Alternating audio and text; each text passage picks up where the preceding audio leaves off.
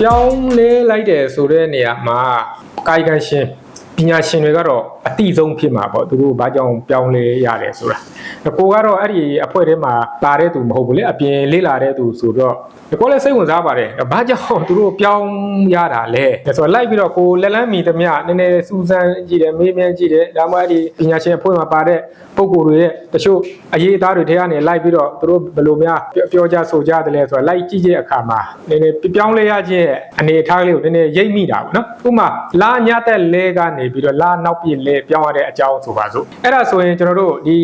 စနစ်တစ်တင်ရိုးပြုစုတဲ့အခါမှာဒီ KG+12 ပေါ့နော်အဲ့ဒီပြုစုတဲ့အခါမှာဒီအပြောပုံစံကိုဦးစားပေးပြီးတော့ကျွန်တော်တို့ပြဋ္ဌာန်းစာအုပ်တွေပြုစုတာပေါ့ပြုစုတော့စကရေက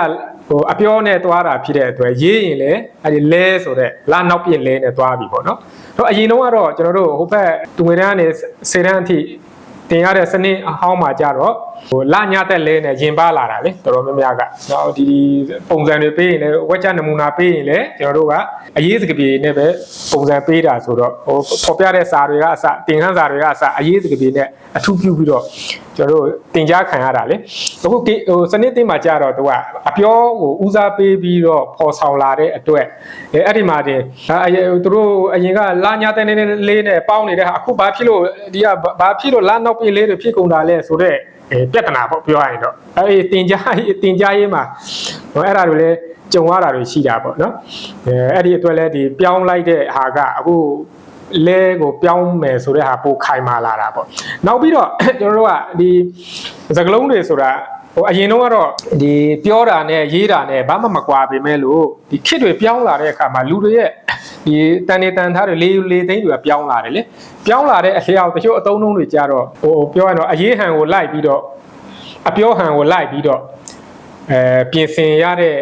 အသုံးနှုန်းတွေရှိလာတာပေါ့ဒါကြောင့်ကျွန်တော်တို့ဒီစကလုံးတွေအပြောင်းလဲဆိုတာဒါတိတာပါတယ်အရင်တော့ကကျွန်တော်တို့ဒါအခုအားလုံးသိကြတယ်တော်တော်များများသိကြတယ်ရာဇကုမှာကြောက်စာလို့ဆိုပါတယ်နော်အဲ့ဒီမှာဆိုရင်မော်မြန်မာပါဠိပြူလေးဘာသာနဲ့ရေးထိုးထားတယ်လို့ပြောတယ်လေအခုထိပကံမှာရှိပါတယ်အဲ့ဒီကနေအဲ့ဒီတော့ရေးခဲ့တဲ့မြန်မာစာအဲ့ဒီမှာမြန်မာစာတမျက်နှာပါတာပေါ့နော်တချမ်းပါတာပေါ့မျက်နှာ၄ဘက်ဆိုတော့တစ်ဖက်မှာအဲ့ဒါမြန်မာလိုရေးထားတယ်ပေါ့ဒါပေမဲ့ကျွန်တော်တို့ကြည့်ပါဒီကနေ့သွားကြည့်လိုက်နော်ကျွန်တော်လက်ရှိလူတွေသွားကြည့်လိုက်တိကျလေးလာမထားတဲ့သူဆိုရင်အဲ့ဒီဘာရေးလို့ရေးထားမှသိမှာမဟုတ်ပါဘူးနော်အဲ့ဒါပြောနေတာကဒီပြောင်းလဲဒါရဲ့ပြောင်းလဲပုံကိုမြင်သာဖို့ပြောတာပါဒါကြောင့်စကလုံးတွေကဒီကနေ့ကျတော့နော်တမျိုးဖြစ်သွားပြီလေအရင်တော့၄တောင်းဆန်အတွန်းတွေဘာတွေနဲ့ရေးခဲ့ရတယ်အခုဆိုဝိုင်းဝိုင်းဆက်ပုံစံတွေဖန်တီးလာပြီးတော့နော်ဒါကွန်ပျူတာစာလုံးခေတ်မှာစာလုံးပုံစံတွေလည်းပြောင်းလာသလို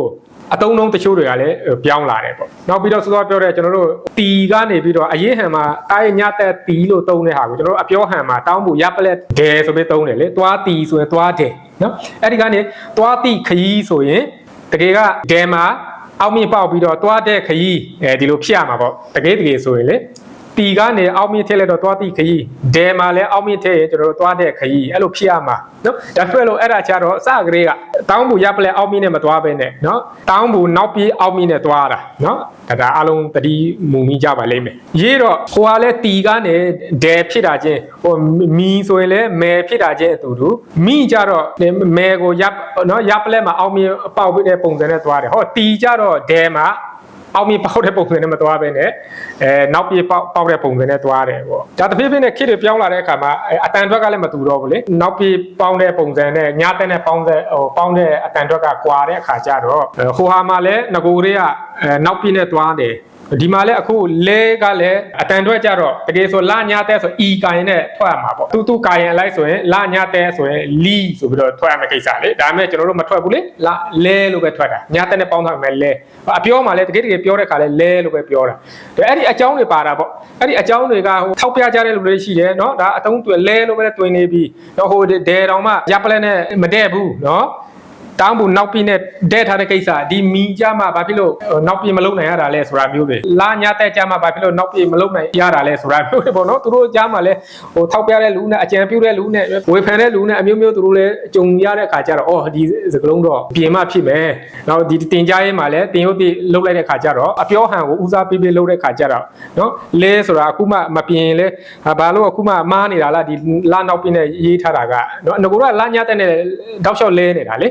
ဒါမျိုးတွေပေါ့နော်ဒီအကြောင်းတွေရှိတယ်လို့ရိပ်မိလာတာပေါ့အတိအကျသိတာမဟုတ်ဘူးနော်ကိုလည်းအဲ့ဒီထဲမှာပြောင်းတဲ့အထဲမှာပါတဲ့သူမဟုတ်ဘူးကိုလေးလာစူးစမ်းလေးလာရင်းနဲ့ဒီသဘောတွေသွားတွေ့တာပေါ့အဲ့ဒီအတွက်သူတို့လည်းဟိုပြောင်းရမဲ့အကြောင်းရှိလို့ပြောင်းတယ်လို့ပဲကျွန်တော်ရိုးရိုးပဲမြင်ပါတယ်